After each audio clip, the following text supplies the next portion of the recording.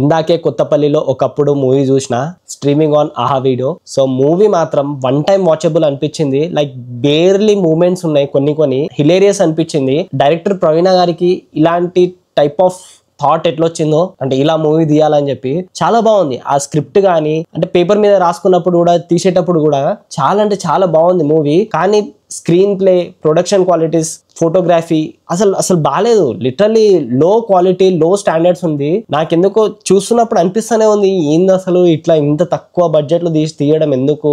Present చేసింది ఎవరో కాదు, మన రానా దగ్గుబాటి గారు. సో ఇంకా బాగుండాలని అనిపించింది. మ్యూజిక్ మాత్రం చాలా లెట్ డౌన్ ఉంది దీంట్లో. నాకు ఒక్కటే ఒక బీజిఎం నచ్చింది దీంట్లో, అది కూడా జస్ట్ అది బుల్లెట్ బండిది ఒక బీజిఎం వస్తుంది, అదే బాగుంది అంతే. నాకు అంతకుమించి ఏం నచ్చలేదు మ్యూజిక్ అయితే. ఇంకా యాక్టర్స్ అయితే నాకు ఫస్ట్ నచ్చింది ఉషా బోనేలా గారు. సూపర్ అంటే సూపర్ చేసింది.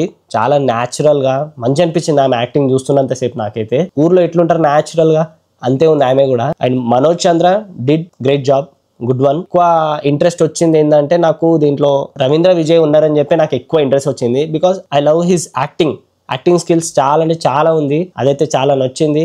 And the way he speaks, slang చాలా అంటే చాలా అడాప్ట్ అనిపించింది మూవీకి. ఎవరైనా ఫ్రీగా ఉంటే ఆరామ్సే ఆ వీడియోలో కొత్తపల్లిలో ఒకప్పుడు మూవీ పెట్టుకోండి, చూసేయండి అంతే. ఇలాంటి మూవీస్ ఇంకా రావాలని కోరుకుంటున్నా. మూవీ సినాప్సిస్ సింపుల్ గా చెప్పాలంటే, రవీంద్ర విజయ్ అందరికి అప్పులు ఇస్తా ఉంటాడు, ఒకరోజు సడన్ గా చనిపోతాడు. తర్వాత ఏమైంది అనేది మీరు మూవీలో చూసి తెలుసుకోవాలి. So give it A try. కొంచెం సబ్స్క్రైబ్ చేసుకోండి, అట్లనే ఫాలో కొట్టేయండి మన మూవీ తక్ పేజ్ని.